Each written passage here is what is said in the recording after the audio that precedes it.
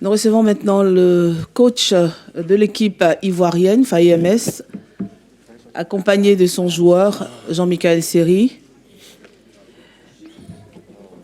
Nous allons pouvoir commencer notre conférence. Merci de rejoindre vos places. Bonjour coach. Bonjour. Bonjour champion. Bienvenue à cette conférence de presse. Alors coach, un match face au Sénégal, deux grandes nations de football. Comment vous comptez aborder ce match ? Bonjour à tous, déjà pour commencer. Comment on compte aborder ce match avec de la confiance, même si le premier tour de la Côte d'Ivoire ne permet pas de le croire. En tout cas, non, on a bien préparé le match de demain. Donc on va venir avec nos armes et avec beaucoup de confiance parce qu'on se doit de montrer un autre visage, que ce soit au monde du football, que ce soit à nos supporters, que ce soit à notre peuple. On se doit de montrer un autre visage et on a la confiance que sur cet aspect-là, on sera au rendez-vous. Okay. Bonjour coach, bonjour Jean-Michel. En étant nommé sélectionneur de cette équipe, vous aurez la lourde et délicate tâche de mener cette équipe vers le sacre continental. Alors, en quoi cette nomination peut transcender cette équipe afin de créer cette onde de choc qui pourra vous permettre de gagner l'équipe nationale du Sénégal? Merci. Ouais, bonjour, merci pour votre question. Déjà, la manière dont on s'est qualifié pour les huitièmes de finale de la CAN, en soi, déjà, c'est une source de motivation. Comme je l'ai dit tout à l'heure, on est passé par la petite porte et on se doit de montrer un autre visage au peuple. Et pour ces raisons-là, je pense que déjà, les joueurs seront motivés. Après, de mon côté, c'est un groupe que je connais depuis 1 an et demi. Hein. On est ensemble, on connaît ensemble, ils me connaissent. Je les connais aussi. Je connais les mots et les comportements à avoir pour changer leur état d'esprit et retrouver. Parce que ce n'est pas quelque chose qu'on n'a pas, c'est quelque chose qu'on avait et qu'on a perdu après notre premier match contre la Guinée-Bissau. Mais je ne me fais pas de soucis. Je me fais pas de soucis pour ça. Je pense que les mots ont été dits. Ils savent ce que j'attends d'eux pour le match de demain. Et comme j'ai dit, le plus important, c'est déjà sur l'état d'esprit de montrer qu'on est quand même la Côte d'Ivoire.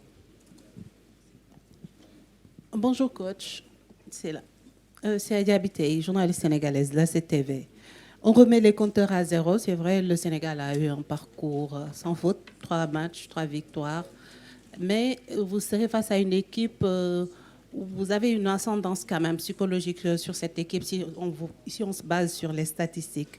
Alors demain, comment est-ce que vous allez aborder cette rencontre, surtout vous, avec votre poste d'intérimaire, parce qu'il y a eu beaucoup d'actualités autour de cette nomination, surtout avec la démission ou le limogeage de Jean-Louis Cassé.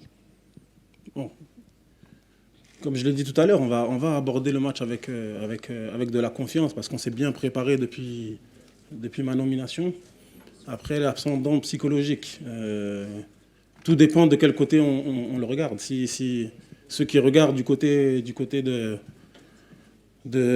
la manière dont les deux équipes se sont qualifiées pour les huitièmes de finale, c'est sûr qu'ils diront que le Sénégal est psychologiquement devant nous. Maintenant, si, comme vous l'avez dit, vous regardez les statistiques et aussi le fait que la Côte d'Ivoire reste la Côte d'Ivoire, c'est vrai qu'on n'a pas fait un bon premier tour, mais je pense que sur le papier, on n'a rien à envier au Sénégal et qu'on a vraiment des joueurs de qualité.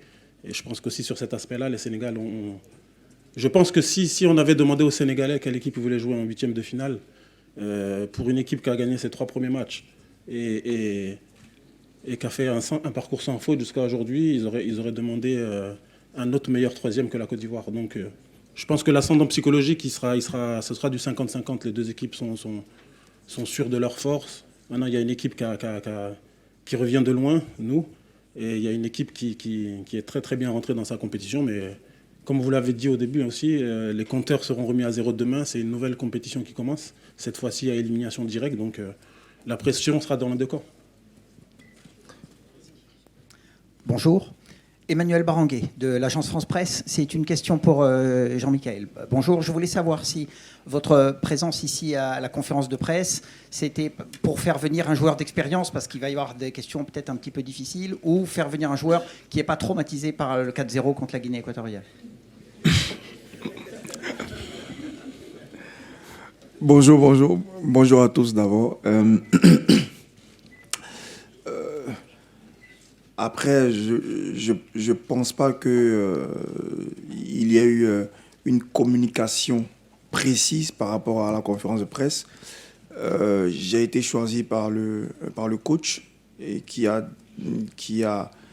pensé bon de venir avec moi ici à la conférence de presse. Donc voilà, je suis là. S'il y a des questions concernant le match et concernant l'enjeu de ce match, il n'y a pas de problème, je serai prêt à répondre. Bonjour, Cédric de Oliveira de Radio France Internationale. Ma question est pour Emers. Vous avez été nommé intérimaire jusqu'à la fin du parcours de la Côte d'Ivoire. Il y a quand même eu des rumeurs autour de l'arrivée d'Hervé Renard. Je voulais savoir un peu comment vous avez vécu tout ça, vous, alors que vous avez été désigné intérimaire. Merci. Moi, ça fait plus de 20 ans que je suis dans le foot. Je connais le milieu. Je sais que vous, médias, dès que vous pouvez avoir des informations comme celle-ci et les relayer, vous en privez pas. Après, quand vous savez que Hervé, c'est en Afrique l'un des coachs les plus respectés du continent, parce qu'il a gagné 2 CAN, dont une d'ailleurs avec la Côte d'Ivoire, et que vous avez l'opportunité de faire un sujet sur lui, je pense que vous êtes vite empressé de le faire. Après, moi, sincèrement, j'avais vraiment d'autres préoccupations et d'autres choses à regarder que les rumeurs sur l'arrivée ou pas d'Hervé. Moi, c'est quelqu'un que je connais personnellement. Je connais très très bien aussi son adjoint parce que j'ai bossé avec lui. Donc s'il était venu, j'aurais aucun souci avec ça. Après, il n'est pas là, donc on ne va pas parler de lui parce qu'il n'est pas là. Et j'ai pas habitude de parler de ceux qui ne sont pas là, mais sincèrement, j'avais vraiment d'autres choses à penser que de regarder si Pierre, Paul ou Jacques allaient venir prendre ma place. Surtout que moi, le président, il m'avait conforté par rapport à ce poste. Et à partir du moment où c'est pas le président lui-même qui vient me dire que l'intérim sera assuré par quelqu'un d'autre, sincèrement, je me suis vraiment pas focalisé sur ça et je me suis concentré sur mon groupe, sur mes joueurs et sur l'objectif de demain. Bonjour, Désir là de la télévision ivoirienne, la 3. Ma question va s'adresser à Jean-Michel Seri. Bonjour champion. Lors du 4-0 face à la Guinée équatoriale, on a vu des supporters ivoiriens qui n'étaient pas contents. Il y avait eu des paroles violentes. Vous avez même été hué. Est-ce que cela a eu un impact sur votre mental ou vous êtes totalement resté hermétique à tout ça avant d'affronter le Sénégal? Merci. Bonjour. Impact, oui, forcément, parce que quand tu es un compétiteur, tu as à cœur de gagner, surtout une CAN chez toi. C'est très important de gagner en confiance. Et quand tu prends cette défaite-là, ça fait vraiment mal. Nous nous sommes recentrés sur nous-mêmes, essayer de faire notre mea culpa pour voir ce qui a marché, ce qui n'a pas marché. Et après, c'est vrai que c'est une compétition, donc tout peut arriver. Et d'ailleurs, nous avons la preuve, nous passons en étant meilleur 3e. Donc je veux dire que oui, ça a été vraiment très difficile dans ce moment-là, mais nous sommes vite passés à autre chose parce que c'est passé. Et il faut déjà regarder vers l'avenir. Et l'avenir, ça sera le Sénégal demain. Merci. Oui, bonjour. Bonjour, Mame Fatou Ndoye, Télévision Futur Média Sénégal. Alors, coach, on a remarqué sur les 2 derniers matchs de la Côte d'Ivoire une grande fébrilité. On a vu que justement l'équipe n'arrivait pas forcément à jouer et quand elle a encaissé, elle s'est pratiquement liquéfiée. Est-ce qu'on peut retaper une équipe en aussi peu de temps face à une grosse cylindrée qu'est le Sénégal? Quels sont justement les leviers que vous allez activer pour remettre votre équipe à flot? Merci. Déjà, comme je l'ai dit tout à l'heure, c'est un groupe avec qui je travaille depuis 1 an et demi.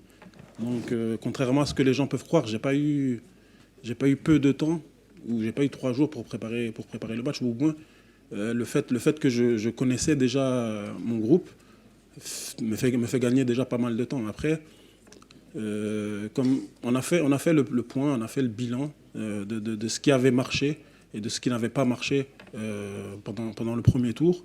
Et à partir de ce bilan, on a préparé le match du Sénégal comme il se doit. Après, on sait que c'est le Sénégal, déjà c'est le tenant du titre, c'est l'un des plus gros favoris. On sait que ça va être un match très très difficile, mais comme l'a dit Mika aussi, on s'est vraiment concentré sur nous depuis la victoire du Maroc contre la Zambie. On s'est vraiment concentré sur nous pour d'abord corriger ce qui n'avait pas fonctionné au premier tour. Et puis demain, on jouera notre football. On jouera notre football à nous, et en sachant bien évidemment que c'est un gros morceau en face. Oui, bonjour Herbert, Hervé Penaud. Ça marche là? Ouais. Hervé Penaud, genre l'équipe. Oui, j'avais une question sur la manière justement dont vous avez vécu ces 3 jours entre le lundi, l'élimination. Déjà, il y a le Ghana qui vous a aidé. Alors peut-être que le soir, vous vous êtes dit, finalement, il y a peut-être une place en moins, une place qui se libère. Et comment vous avez vécu jusqu'au match du Maroc? Est-ce que vous avez pu travailler normalement? Et comment vous avez vécu le match du Maroc? Vous avez regardé le match? Il y avait une pression particulière, même entre joueurs, pour toi Jean-Michel Kael aussi. Est-ce qu'il y avait une pression particulière quand vous avez vu le résultat du match? Comment ça s'est passé? Parce qu'est-ce qu'on peut se reconcentrer dans du football tant qu'on n'est pas qualifié? Je vais commencer à répondre. C'est vrai qu'on a eu, pas 3 jours, mais 2 jours très très difficiles. Sincèrement, sur le plan émotionnel, sur le plan mental. Déjà, rien que le fait de perdre 4-0 à domicile contre la Guinée équatoriale, ça a été déjà une première information qui a été très, très, très difficile à digérer. En plus de ça, derrière, vous êtes 3e, vous n'êtes pas sûr d'être qualifié, vous le serez que 2 jours après, parce que c'est le dernier match, là, c'était le Maroc. Donc ça a été 2 jours très, très, très difficiles psychologiquement et physiquement.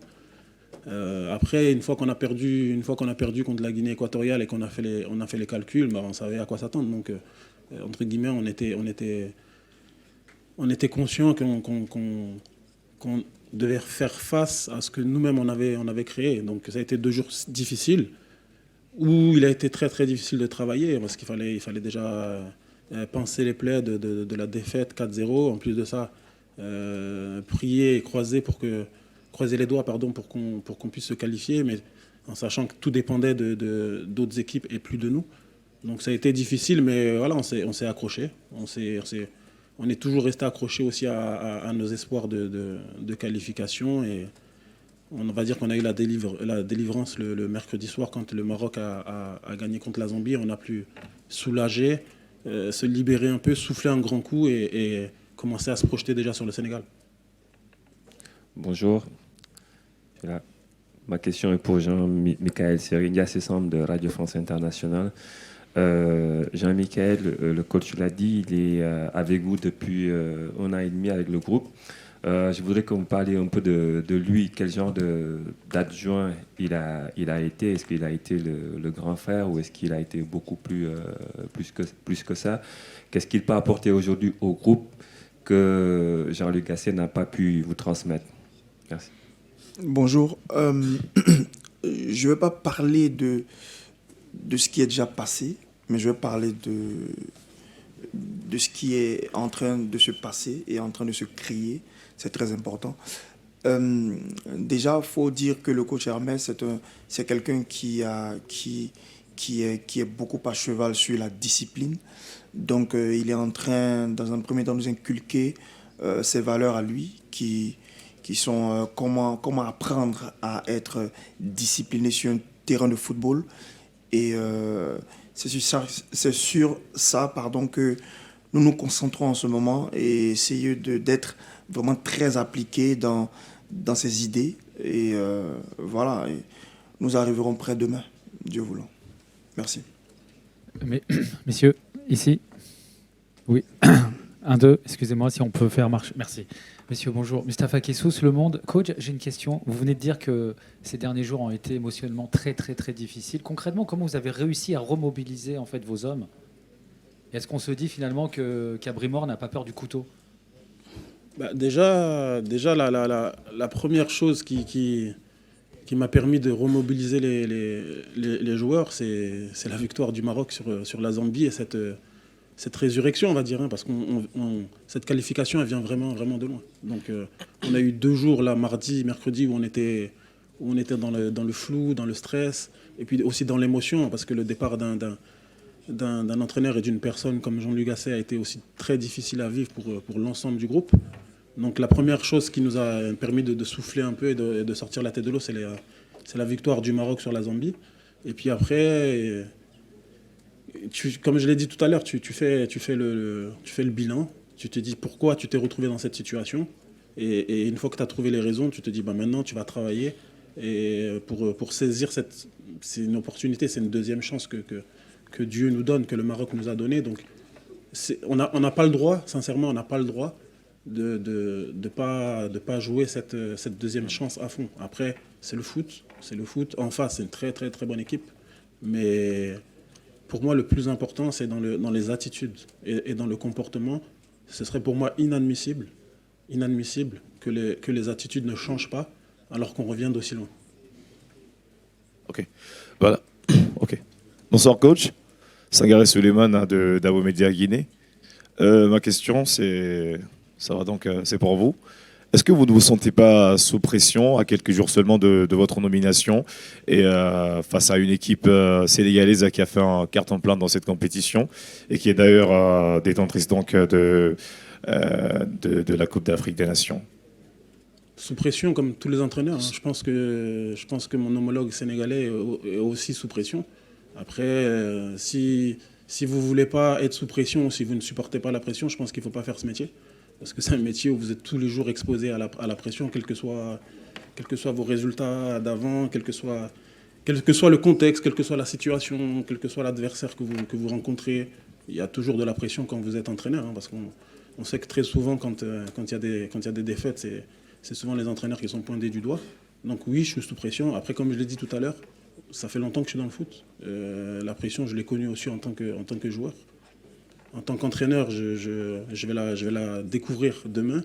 Mais si je n'étais pas prêt à la supporter, j'aurais décliné la proposition du président de récupérer l'équipe en intérim et je serais resté dans mon coin à ne pas prendre de risques et à laisser le train passer. Mais comme ce n'est pas ma personnalité, comme je suis quelqu'un d'ambitieux, quelqu'un qui n'a pas peur aussi des défis, donc on va aller devant, on va aller affronter le Sénégal et puis après, il se passera ce qui se passera. Mais ce qui est sûr, c'est que moi, je vais tout donner. Ça, c'est clair et net, je vais tout donner. Et comme je l'ai dit tout à l'heure aussi, pour moi, ce sera inadmissible qu'un joueur de la Côte d'Ivoire ne change pas d'attitude et ne soit pas sur la même longueur d'onde que moi sur le plan d'envie. Merci. Ma question s'adresse à Serge Jean-Michel. Je suis Guillaume Aoutou, journaliste à Soir Info Côte d'Ivoire. Serge, c'est ici. C'est vrai, on me parle de l'entraîneur qui malheureusement a été donc démis de ses fonctions. Mais vous, en tant qu'athlète, à quel niveau se situent pour ne pas dire vos responsabilités dans ces 2 matchs face au Nigeria et à la Guinée équatoriale, et surtout qu'est-ce que vous comptez faire justement pour rendre au grand frère, pour lui donner, pour l'élever, relever vraiment sa nomination. Voilà. Rebonjour. Je pense que pour ceux qui suivent le football et pour ceux qui connaissent le football, devraient savoir qu'est-ce qui n'a pas vraiment marché pour que nous puissions finir avec 3 points en phase de poule. Donc, je ne suis pas ici aujourd'hui pour parler de ce qui n'a pas marché et de ce que nous aurions pu faire, mais il faut regarder de l'avant. Aujourd'hui, nous avons... c'est une nouvelle compétition dans la compétition qui sont les phases finales. Donc, il faut se concentrer sur ce qu'on pourra améliorer avec le coach Ernest. Et c'est ça qui compte aujourd'hui. Mais comme je l'ai dit, je suis quelqu'un qui n'aime pas parler du passé. Parce que j'aime pas trop employer le si. Donc nous sommes déjà projetés vers ce match contre le Sénégal. Et nous avons un cœur de tout donner pour notre coach, qui est aussi notre grand frère, qui est là depuis qu'il a été nommé adjoint du coach Jean-Luc Gasset. Merci. Bonjour coach. Bonjour. Céleste Collier à Fraternité Matin Côte d'Ivoire. Coach, pour ce match de demain, personnellement, quel garçon, quelle équipe de Côte d'Ivoire aimeriez-vous voir sur le rectangle vert face au Sénégal, personnellement? Quel garçon, c'est-à-dire?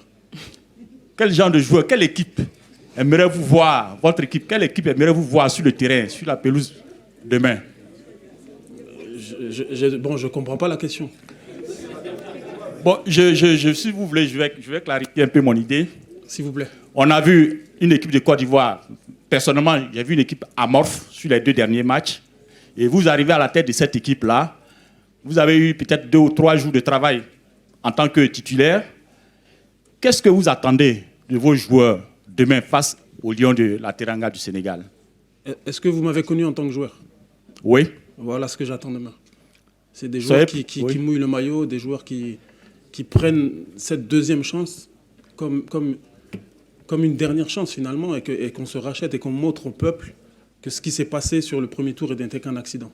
Voilà, j'ai envie de voir une Côte d'Ivoire avec un visage qui représente le pays, qui représente l'importance de cette compétition dans le pays, et qui soit à la hauteur du peuple ivoirien. Donc voilà un peu ce que j'attends de mes joueurs demain. Bonjour coach, je veux juste rebondir par rapport. Je suis là coach, je suis là. Qu'est-ce que ça vous fait d'hériter une équipe qui est en pleine incertitude, tout en sachant que demain, ce match est sur toutes les lèvres, le Sénégal face à la Côte d'Ivoire? Déjà, ça fait plaisir, bien sûr. Ça fait plaisir d'hériter d'une équipe avec autant de qualité que ça, même si le contexte est particulier, même si je récupère une équipe parce que de l'autre côté, le coach Jean-Luc Gasset la perd. Et c'est quelqu'un qui m'a beaucoup apporté pendant un an et demi, et que je respecte énormément. Donc, ça fait plaisir. Après, ouais, c'est sur toutes les lèvres. Mais pour moi, le plus important, c'est pas ce qu'il y a sur les lèvres des gens. C'est faire en sorte, c'est créer cet électrochoc qui va faire que demain, je vais retrouver mes vrais éléphants. Parce que jusqu'à présent, j'ai pas eu mes vrais éléphants encore durant les 3 premiers matchs de la Côte d'Ivoire. Donc j'espère qu'on va retrouver demain les vrais éléphants de Côte d'Ivoire. Bonjour coach, c'est Adama Kandé, journaliste sénégalais de GSTV. J'ai une question pour Michael. Tout à l'heure, le coach Emers Faye a évoqué l'épisode Hervé Renard.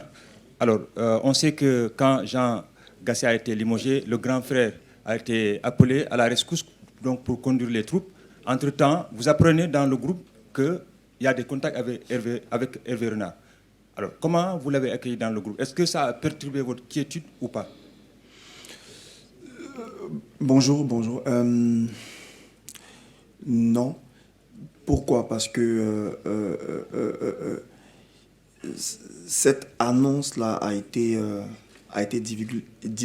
divulguée avant le match contre le Maroc, si je ne me trompe pas. Donc, on n'était pas encore officiellement qualifié, même si on savait qu'on avait un espoir de terminer meilleur 3e. Donc, on n'était pas vraiment focalisé sur cette annonce. On était plus focalisé sur ce qu'allait faire le Maroc pour pouvoir nous potentiellement qualifier en 8e de finale. Donc, ça s'est pas fait. Et aujourd'hui, nous avons notre coach qui va nous mener à la victoire. Merci. Voilà, bonjour coach, Mohamed Alami Diop, Afrique Sport. Donc, on a vu une équipe ivoirienne fébrile durant les phases de groupe. Tout à l'heure, vous avez parlé de la gestion du groupe avec des joueurs que vous connaissez depuis un certain temps. Mais sur le plan tactique, aujourd'hui, par rapport à votre prédécesseur, aujourd'hui, sur le plan tactique, comptez-vous apporter une touche originale pour mieux aborder cette rencontre face au Sénégal? Merci.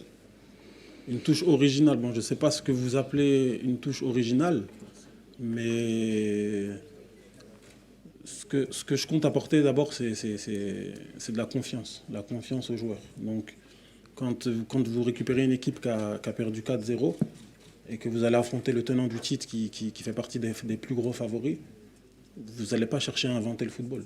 Non, on ne va pas chercher à inventer le football. Je ne vais pas chercher à inventer le football. Je vais tout simplement revenir sur les bases du football, sur les fondamentaux. Je vais revenir sur le fait qu'il faut qu'on soit une équipe. Il faut qu'on défende ensemble, il faut qu'on attaque ensemble. Donc on va essayer de restructurer un peu cette équipe, mais on va pas, je vais rien inventer. Je vais rien inventer du tout. Je vais faire des choses simples, avec beaucoup de discipline et beaucoup d'exigences surtout. Et des dernières questions. Bonjour, Fatou Diouf du journal L'Info au Sénégal. Ma question s'adresse à Cyril. Qu'est-ce que vous vous dites en tant que joueur à 24 heures du match contre le Sénégal? Et une question pour Emers. En tant qu'ancien joueur, normalement c'est une seule question. Cette équipe de la Côte d'Ivoire, merci. Je vais laisser le coach répondre à votre question. Comme vous avez droit à une question. Il a l'expérience. Hein. Il a l'expérience. La question, c'était quoi déjà? De la Côte d'Ivoire. Du Sénégal ou de la Côte d'Ivoire? Votre équipe, comment vous la voyez? Comment je vois mon équipe? Ouais.